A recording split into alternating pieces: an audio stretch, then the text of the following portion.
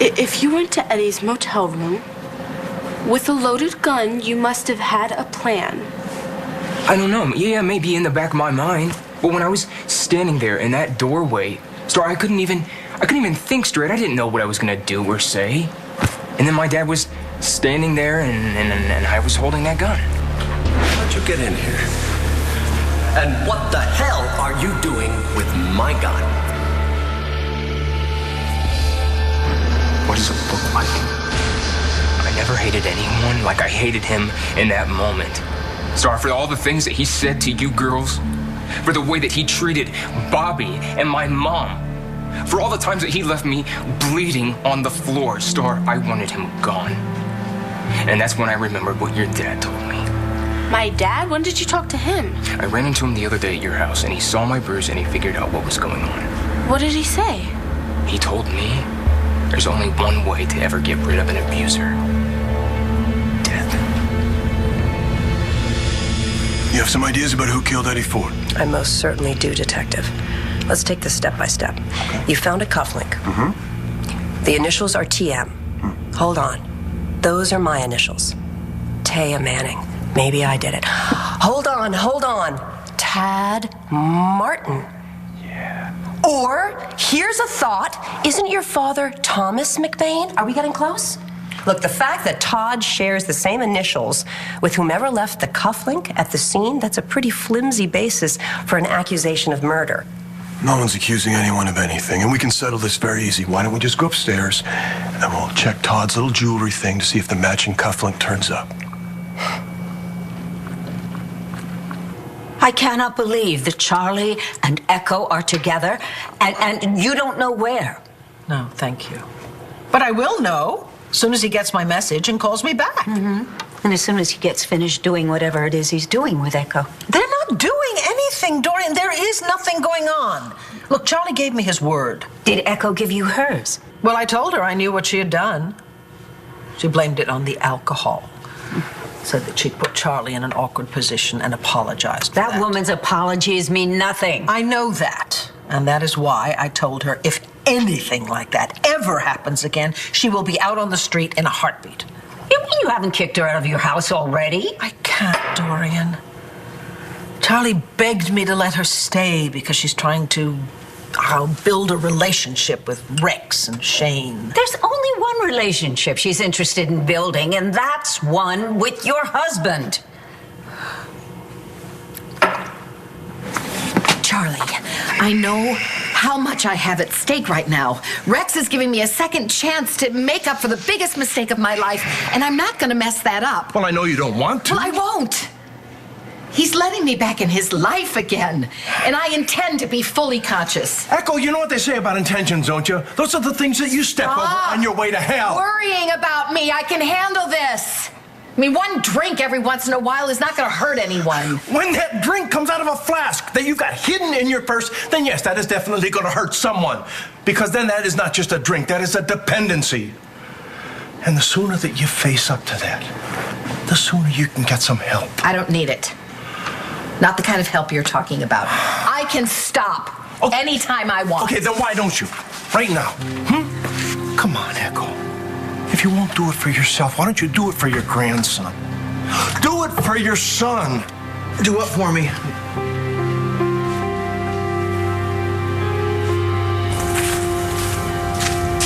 Okay, you can back it up now. Officer, I have some questions here. Commissioner Buchanan, MIVPD. What can we do for you? I'm going to have to take a look around before you tow this car. I have reason to believe that there was a passenger involved in this accident who's unaccounted for. Really? That passenger was my wife. Now tell that truck it's going to have to wait. I need access to this car. Now. Okay, thank you. Hold on.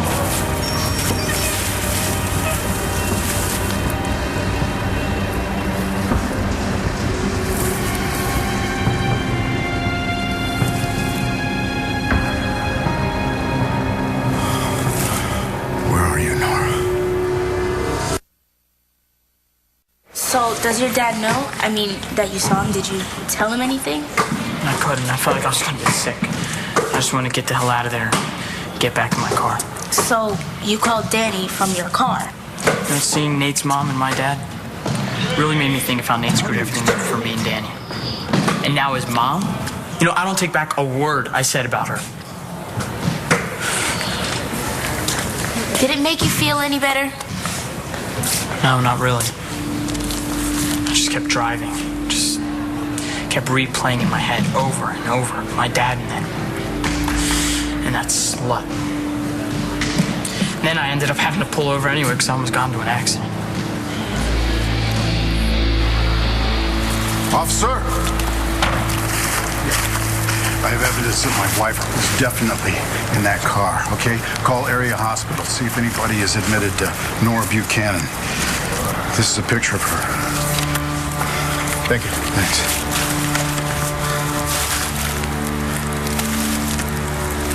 Why aren't you wearing this, Red?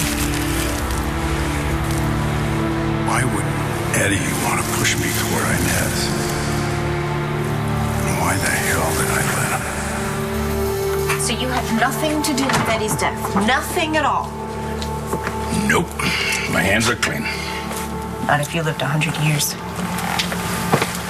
But if you didn't shoot him or hire someone to do it, then you didn't live up to your end of the bargain.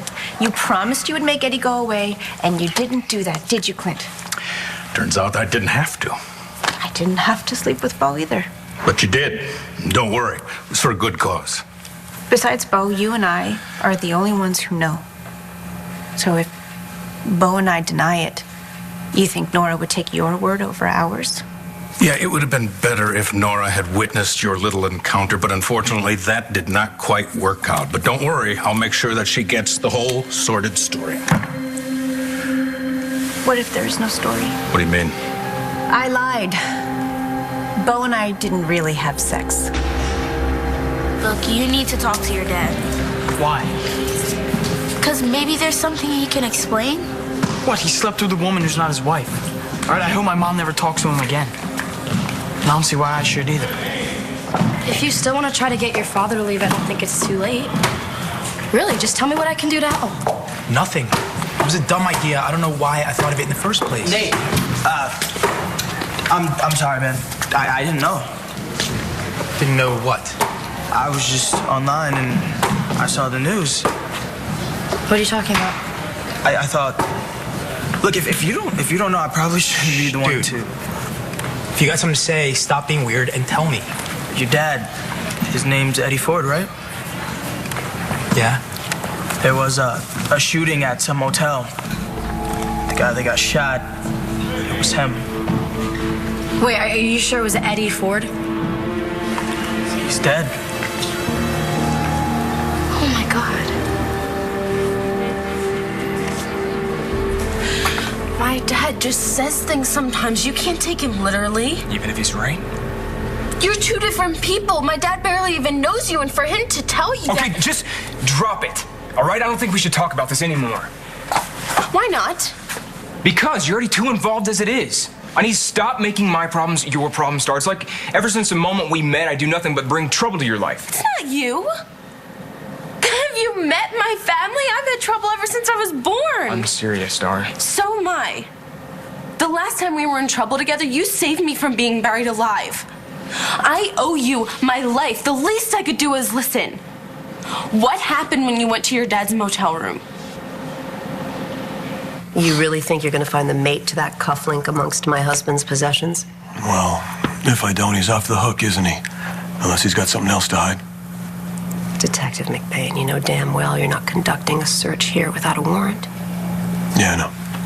Well, I'm getting one. I'll give you a chance to go move things around. I'll tell you what, I'm just going to go talk to Rex Boss. Wait, John, what does Rex have to do with any of this? Oh, Todd hired Rex to investigate Eddie Ford. Did he tell you that?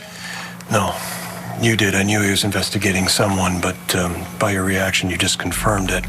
So you want to tell me why you hired a private investigator to investigate someone you supposedly didn't have any connection to?